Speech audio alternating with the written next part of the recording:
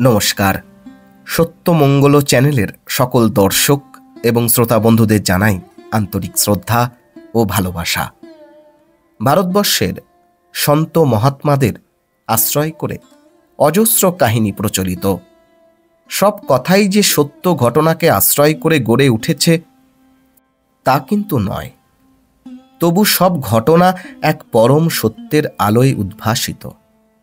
সেই সত্য মানুষের দৈনন্দিন জীবনের নিবিড় হতাশা ও সংশয়ের মুহূর্তে পথের সন্ধান দেয়, মানুষের মননের জগৎকে করে সমৃদ্ধ।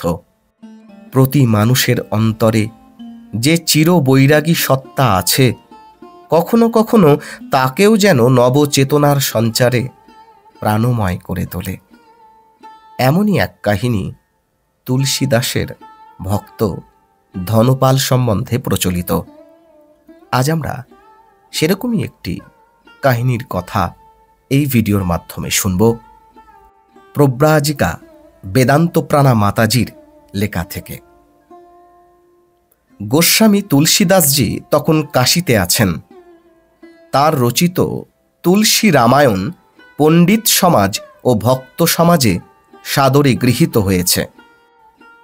ঘরে ঘরে তুলসীদাসজি ও তাঁর রামায়ণের পরম সমাদর। যার কবিতা মঞ্জরি স্বয়ং রাম ভ্রমর আস্বাদন করেন, সেই ভক্ত শ্রেষ্ঠ তো তুলসী তরুর মতোই পরম পবিত্র। দলে দলে ভক্তেরা তাঁর শরণ নিতে আসে। তাদের নানান প্রশ্নের সমাধান করতেন তুলসীদাস রামজির কৃপায়।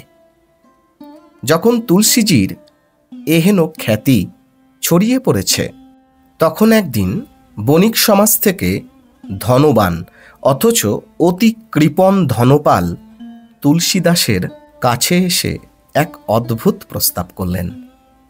তিনি জানেন ঘরে ঘরে ভক্তেরা নানা উপচারে শ্রীরামচন্দ্রের পূজা অর্চনা করে আনন্দ পায়। তুলসীদাসের কাছে এসে তিনি বললেন, প্রভু, আমার নিত্য বহু উপকরণ দিয়ে রামচন্দ্রের পূজা করতে ইচ্ছা। তুলসীদাস প্রশান্ত নয়ন দুটি ভক্ত ধনপালের মুখের ওপর নিবদ্ধ করে সস্মিত কণ্ঠে বললেন, করো না পূজা, তাতে বাধা কি আছে? বাধা এই যে ফলমূল, দুধ, কর্পূর, ধূপ, দ্বীপ কেনার জন্য এক পয়সাও আমি ব্যয় করতে চাই না। কোনো রকম খরচ ছাড়া যদি পূজার কোনো পদ্ধতি আপনার জানা থাকে আমাকে বলুন প্রভু। তুলসীদাস এবার সবিস্ময়ে লোকটির আপাদমস্তক দেখলেন। ভক্তের এই অদ্ভুত কৃপণতা দেখে তার মন অনুকম্পায় পূর্ণ হল। এরপর অনেকক্ষণ নিস্তব্ধতার মধ্যে কেটে গেল। শেষ পর্যন্ত তিনি বণিককে বললেন, একমাত্র মানুষ পূজা ছাড়া এই ব্যাপারে অন্য কোনো পথ আছে বলে তো মনে হয় না। মানসে অর্থাৎ তোমার সব পূজাটাই মনের কল্পনা দিয়ে করো। তাতে তোমার ইচ্ছামতো ফুল, চন্দন, ধূপ, কর্পূর, দীপ আর নৈবেদ্য নিবেদন করতে পারবে। একটি পয়সাও লাগবে না। ধনপালের আহ্লাদ আর ধরে না। এতকাল এরকমই একটা বিধান তিনি শুনতে চাইছিলেন। এ ব্যবস্থাটি তার খুবই মনে ধরল। তবে কল্পনাতেও তিনি ইষ্টকে বেশি কিছু দিতে নারাজ। তাই তুলসীদাসজিকে বললেন, প্রভু, আপনি ঠিক করে বলে দিন কেমন ভাবে কল্পনায় পূজাটি করব। আমি সব কিছু আপনার মুখে শুনতে চাই। তুলসীদাস একটু ধ্যানস্থ হন, তারপর ধীরে ধীরে বলতে থাকেন, তুমি মনে মনে একটা সোনার সিংহাসনে রামজিকে বসাও, আর সামনে হরেক রকম ফল মূল সাজিয়ে দাও। তারপর গরুর দুধ গরম করে 1 চামচ চিনি মিশিয়ে তাকে নিবেদন করো। কোনোদিন যেন চিনি মেশাতে ভুল না হয়।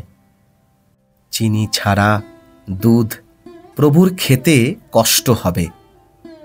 যাও, নিত্য মনে মনে প্রভুর এই পূজা করতে থাকো, 1 পয়সাও খরচ করতে হবে না। আর কিছু না হোক, ধনপালের নিষ্ঠা ছিল। তুলসীদাসের কথা গুরু বাক্য হিসেবে গ্রহণ করে বিনা খরচে মানস পূজা শুরু করলেন। বছরের পর বছর পূজা করতে করতে ওটাই তার কাছে সত্য হয়ে উঠল। পাছে বেশি খরচ হয়, তাই একটা টিনের কৌটোয় তিনি চিনি রাখতেন, আর একটা চামচও জোগাড় করেছিলেন। বলা বাহুল্য, সবই কল্পনায়। একদিন দুধ নিবেদন করার আগে তিনি চামচটা মনে মনে খুঁজে পেলেন না। তখন কৌটোটা নিয়ে দুধে চিনি ঢালতে গেলেন। যা হবার তাই হলো, বেশ খানিকটা চিনি বেশি পড়ে গেল দুধে। তাড়াতাড়ি কল্পনাতেই তিনি দুধের গেলাসে হাত ডুবিয়ে বাড়তি চিনি তুলতে গেলেন। দীর্ঘ 15 বছর ধরে প্রভু রামচন্দ্র কৃপণের এই মানস পূজা গ্রহণ করেছেন, কিন্তু দেখলেন তার প্রতি ভালোবাসাতেও কৃপণের কৃপণতা কমল না। তাই পরম অনুকম্পায় রামচন্দ্র আজ ভক্তের হাত ধরে ফেললেন। বললেন, ধনপাল, দুধ সত্যিকারের নয়, চিনিও নয়। যদি তোমার কল্পনার চিনি কল্পনার দুধে একটু বেশি পড়েই থাকে, থাক না, যা বহু দিনে হয়নি। শ্রীরামের শ্রীহস্তের অমৃত স্পর্শে এবং ভক্ত তুলসীদাসের কৃপায় নিমেষে তাই হল। ধনপালের চিত্তে সাধুজন দুর্লভ পরম বিষয় বৈরাগ্য উপস্থিত হল। তার অন্তরের মলিনতা কোথায় চলে গেল? শ্রীরামের স্পর্শে তার প্রতি প্রেমে অনুরাগে মত্ত হয়ে ধনপালও গৃহত্যাগ করে হারিয়ে গেলেন সাধুজনের তপক্ষেত্রে। কি অপূর্ব, কি অসাধারণ একটি গল্প, তাই না? সত্যি তো তাই। ভগবানকে কজন আমরা প্রেম, ভক্তি, ভালোবাসা দিয়ে বাঁধতে পেরেছি বলুন তো? ওইখানে যেন আমাদের কৃপণতা না আসে। সকলে খুব ভালো থাকুন, সুস্থ থাকুন, আনন্দে থাকুন। আজকের ভিডিও এখানেই শেষ করলাম। আশা করছি আজকের এই ভিডিওটি আপনাদের খুব ভালো লেগেছে।